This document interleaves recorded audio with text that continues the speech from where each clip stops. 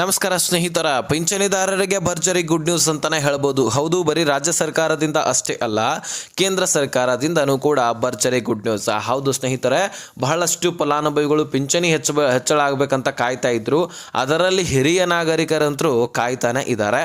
ಹಾಗಾದ್ರೆ ಸ್ನೇಹಿತರ, ಹಿರಿಯ ನಾಗರಿಕರಿಗೂ ಕೂಡ ಪಿಂಚಣಿ ಹೆಚ್ಚಳ ಆಗ್ತಾ ಇದೆ ಅಂತ ತಮ್ನಲ್ಲಿ ನಿಮಗೆ ಕೊಟ್ಟಿದ್ದೀನಿ. ಜೊತೆಗೆ ಬರೀ ಹಿರಿಯ ನಾಗರಿಕರಿಗಷ್ಟೇ ಅಲ್ಲ, ವಿಧವಾ ಮಹಿಳೆಯರಿಗೂ ಕೂಡ ಪಿಂಚಣಿ ಹೆಚ್ಚಳ ಆಗ್ತಾ ಇದೆ.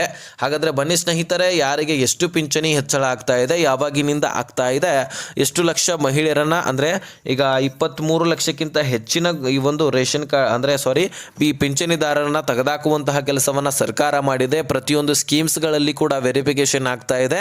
ಹಾಗಾಗಿ ಇದರ ಬಗ್ಗೆ ಎಲ್ಲ ಮಾಹಿತಿಯನ್ನು ನಿಮಗೆ ಒದಗಿಸಿಕೊಡುವಂತಹ ಪ್ರಯತ್ನ ಮಾಡ್ತೀನಿ. ಸೊ ಬಹಳ ಇಂಪಾರ್ಟೆಂಟ್ ಮಾಹಿತಿ. ನೀವು ಪಿಂಚಣಿಯನ್ನು ಸರಿಯಾಗಿ ಜಮಾ ಆಗ್ತಾ ಇಲ್ಲ ಅಂದರೆ ಅದನ್ನು ಪಡ್ಕೊಳ್ಳೋದು ಹೇಗೆ ಅನ್ನುವಂಥದ್ದನ್ನು ಕೂಡ ತಿಳಿಸ್ತೀನಿ. ಒಂದು ಕಾಗದ ಪತ್ರ ಇದೆ, ಆ ಪತ್ರವನ್ನು ಕೂಡ ನೀವು ಕೊಡಬೇಕಾಗತ್ತೆ. ಎಲ್ಲಿ ಹೋಗಿ ಕೊಡಬೇಕು, ಯಾಕೆ ಕೊಡಬೇಕು, ಎಲ್ಲವನ್ನು ಕೂಡ ನಾನು ಬಿಡಿಸಿ ಹೇಳುವಂತಹ ಪ್ರಯತ್ನ ಮಾಡ್ತೀನಿ. ಪ್ರತಿಯೊಬ್ಬರು ಕೂಡ ಮಿಸ್ ಮಾಡದೆ ಈ ಒಂದು ವಿಡಿಯೋನ ಆದಷ್ಟು ಕೊನೆವರೆಗೂ ವಾಚ್ ಮಾಡಿ. ಸ್ನೇಹಿತರೆ, ಪಿಂಚಣಿ ಯೋಜನೆಯಲ್ಲಿ ನಿಮಗೆ ಹಿರಿಯ ನಾಗರಿಕರಿಗೆ ಈ ಒಂದು ರಾಜ್ಯ ಸರ್ಕಾರದಿಂದ ಪಿಂಚಣಿ ಹೆಚ್ಚಳ ಆಗ್ತಾ ಇದ್ರೆ, ವಿಧವಾ ಮಹಿಳೆಯರಿಗೆ ಕೇಂದ್ರ ಸರ್ಕಾರದಿಂದ ಹೆಚ್ಚಳ ಆಗ್ತಾ ಇದೆ. ಹೌದು ಸ್ನೇಹಿತರೆ, ಈಗಾಗಲೇ ಬಹಳಷ್ಟು ಪಿಂಚಣಿದಾರರು ಹೆಚ್ಚಳ ಆಗತ್ತೆ ಅಂತ ಕಾಯ್ತಾ ಇದ್ದು, ಅದರಲ್ಲಿ CM ಸಿದ್ದರಾಮಯ್ಯವರವರೇ ಹಿರಿಯ ನಾಗರಿಕರ ಒಂದು ಸಭೆಯಲ್ಲಿ ಘೋಷಣೆ ಮಾಡಿದ್ದಾರೆ. ಹಿರಿಯ ನಾಗರಿಕರಿಗೆ ನಾವು ಪಿಂಚಣಿಯನ್ನು ಹೆಚ್ಚಳ ಮಾಡ್ತಾ ಇದ್ದೀವಿ. ಹೌದು, ಈಗ 2 ವರ್ಷದಿಂದ ನಾವು ಪಿಂಚಣಿ ಹೆಚ್ಚಳ ಮಾಡಬೇಕಂತ ಕಾಯ್ತಾನೆ ಇದ್ವಿ, ಆದರೆ ಹೆಚ್ಚಳ ಮಾಡಲಿಕ್ಕಾಗಿರಲಿಲ್ಲ. ಈಗ ನಾವು 2025 ಡಿಸೆಂಬರ್ ಮುಕ್ತಾಯದ ಒಳಗಾಗಿ, ಈಗ ಡಿಸೆಂಬರ್ ಇದೆ ಅಲ್ವಾ, ಇದು ಇನ್ನೊಂದು 10 ದಿನದ ಒಳಗಾಗಿ ನಿಮಗೆ ಪಿಂಚಣಿ ಘೋಷಣೆ ಮಾಡಲಿದ್ದಾರೆ. ಆದರೆ ಇದೇ ತಿಂಗಳಲ್ಲಿ ಹೆಚ್ಚಳ ಆಗಿ ಜಮಾ ಆಗತ್ತೆ ಅಂತ ಹೇಳಿಕ್ಕೆ ಸಾಧ್ಯ ಇಲ್ಲ.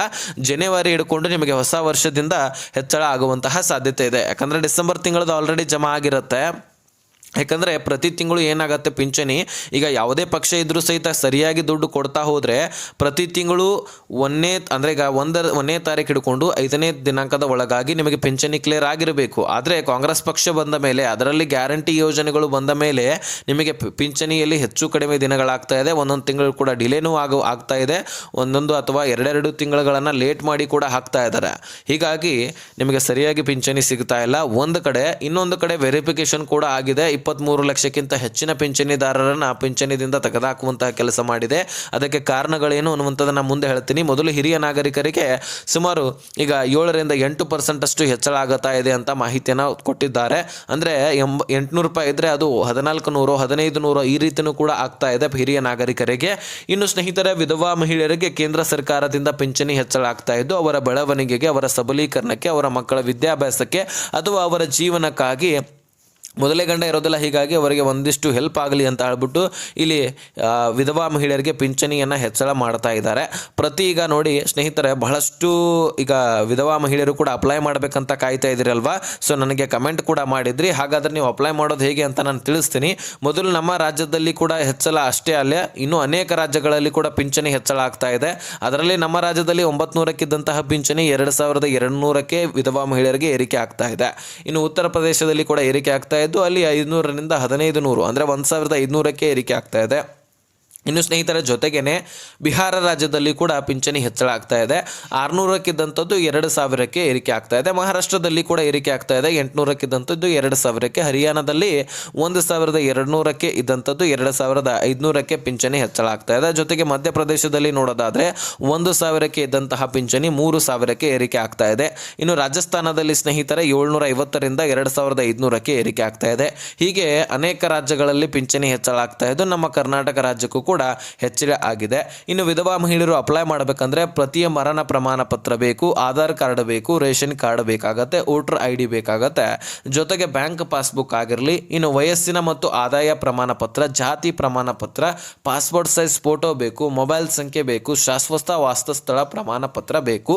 ಇವುಗಳೆಲ್ಲವನ್ನ ತೆಗೆದುಕೊಂಡು ನೀವು ನಾಡ ಕಚೇರಿಗೆ ಅಪ್ಲೈ ಮಾಡಬಹುದು. ಸ್ನೇಹಿತರೆ, ಇಲ್ಲಿ ಒಂದು ವಿಷಯ ತಲೆಯಲ್ಲಿಟ್ಕೊಳ್ಳಿ, ನಿಮಗೆ ಯಾವುದು ನಂಬರ್ ಇರುತ್ತೋ ಅದೇ ರೇಷನ್ ಕಾರ್ಡ್ಗಾಗಿರಲಿ, ಆಧಾರ್ ಕಾರ್ಡ್ಗಾಗಿರಲಿ ಮತ್ತು ಬ್ಯಾಂಕ್ ಪಾಸ್ಬುಕ್ಗೆ ಲಿಂಕ್ ಆಗಿರಬೇಕು. ಇದು ನೀವು ಗಮನ ಹರಿಸಬೇಕಾಗಿರ್ತಕ್ಕಂತಹ ವಿಷಯ. ಇನ್ನು ನಿಮಗೆ ಹೆಚ್ಚಳ ಆಗಿರೋ ಬಗ್ಗೆ ಮಾಹಿತಿ ತಿಳಿಸಿದ್ದೀನಿ. ಆದರೆ ಲಕ್ಷಾಂತರ ಪಿಂಚಣಿದಾರರಿಗೆ ದುಡ್ಡು ಹೋಗ್ತಾ ಇಲ್ಲ, ಅವರನ್ನು ತೆಗೆದುಹಾಕಿದ್ದಾರೆ. ಓಕೆ, ನೀವು ಎಲಿಜಿಬಲ್ ಇಲ್ಲ ಅಂದರೆ ತೆಗೆದುಹಾಕಿರುವಂಥದ್ದು ಬೇರೆ ವಿಷಯ. ಎಲಿಜಿಬಲ್ ಇದ್ರೂ ಸಹಿತ ತೆಗೆದುಹಾಕಿದ್ದೇ ಆದರೆ ನೀವು ಒಂದು ಕೆಲಸ ಮಾಡಿ ಅಂತ ಸರ್ಕಾರ ತಿಳಿಸಿದೆ. ಯಾಕೆಂದರೆ ಲಕ್ಷಾಂತರ ಒಂದು ಪಿಂಚಣಿದಾರರನ್ನು ತೆಗೆದುಹಾಕುವಂತಹ ಸಂದರ್ಭದಲ್ಲಿ ಎಲಿಜಿಬಲ್ ಇದ್ದಂಥವ್ರನ್ನು ಕೂಡ ತೆಗೆದುಹಾಕಿರ್ಬೋದು. ಹೀಗಾಗಿ ನಿಮಗೆ ಒಂದು ವಿಷಯವನ್ನು ಸರ್ಕಾರ ತಿಳಿಸಿದ್ದಾರೆ. ಏನಪ್ಪ ಅಂದರೆ, ನೀವು ಎಲಿಜಿಬಲ್ ಇದ್ದರೆ ನಿಮಗೆ ದುಡ್ಡು ಬೇಕಲ್ವಾ, ನಿಮ್ಮ ಜೀವಿತ ಪ್ರಮಾಣ ಪತ್ರ ಅಥವಾ ಲೈಫ್ ಸರ್ಟಿಫಿಕೇಟ್ ಅಂತ ಕರಿತೀವಿ. ಆ ಪತ್ರವನ್ನು ನೀವು ಯಾವ ಬ್ಯಾಂಕ್ನಲ್ಲಿ ದುಡ್ಡನ್ನು ಪಡ್ಕೊಳ್ತಾ ಇರ್ತೀರಿ ಅಲ್ಲಿ ಹೋಗಿ ಕೊಡಿ, ನಾವು ಖಂಡಿತವಾಗಲೂ ದುಡ್ಡನ್ನು ಕಳಿಸ್ತೀವಿ ಅಂತ ಹೇಳ್ತಾ ಇದೆ ಸರ್ಕಾರ. ಅಂದರೆ ಅಲ್ಲಿರ್ತಕ್ಕಂಥ ಅಧಿಕಾರಿಗಳು ಮೇಲಧಿಕಾರಿಗಳಿಗೆ ಕಳಿಸಿ ನಿಮ್ಮ ಡಾಟಾದಲ್ಲಿ ಎಂಟ್ರಿ ಮಾಡಲಿಕ್ಕೆ ಹೇಳ್ತಾರೆ. ಎಲ್ಲವೂ ಸರಿಯಾಗಿದ್ದರೆ ನಿಮಗೆ ದುಡ್ಡು ಸರಿಯಾಗಿ ಮತ್ತೆ ಜಮಾ ಆಗಲಿಕ್ಕೆ ಸ್ಟಾರ್ಟ್ ಆಗುತ್ತೆ. ಯಾಕಂದರೆ ಬಹಳಷ್ಟು ಫೇಕ್ ಡಾಕ್ಯುಮೆಂಟ್ಸ್ಗಳಿಂದ ಪಿಂಚಣಿದಾರರು ದುಡ್ಡನ್ನು ಪಡ್ಕೊಳ್ತಾ ಇದ್ರು, ಸರ್ಕಾರಕ್ಕೆ ವಂಚನೆ ಮಾಡ್ತಾ ಇದ್ರು. ಅದರಲ್ಲಿ ಈಗ ಹಿರಿಯ ನಾಗರಿಕರು ತೀರಿ ಹೋಗಿದ್ರು ಸಹಿತ ಅವರ ಕುಟುಂಬಸ್ಥರು ಇನ್ನೂ ಕೂಡ ಮರಣೋತ್ತರ ತೆಗೆಸದೆ ಹಾಗೆ ದುಡ್ಡನ್ನು ಪಡ್ಕೊಳ್ತಾ ಇದ್ರು. ಕೊನೆಯದಾಗಿ ಮರಣೋತ್ತರ ತೆಗೆಸಿ ಆವಾಗ ಏನು ಮಾಡ್ತಾರೆ, ಬ್ಯಾಂಕ್ನಲ್ಲಿರ್ತಕ್ಕಂತಹ ಪಿಂಚಣಿ ದುಡ್ಡನ್ನು ಒಮ್ಮೆಲೆ ಎಂಟ್ರಿ ತಗೊಂಡ್ಬಿಡ್ತಾರೆ. ಹೀಗೆ ಸಾಕಷ್ಟು ಜನರು ತಲೆ ಓಡಿಸಿದ್ದಾರೆ. ಆದರೆ ಸರ್ಕಾರ ಅವರನ್ನೆಲ್ಲರನ್ನೂ ಕೂಡ ಬಂದ್ ಮಾಡಿಬಿಟ್ಟಿದೆ.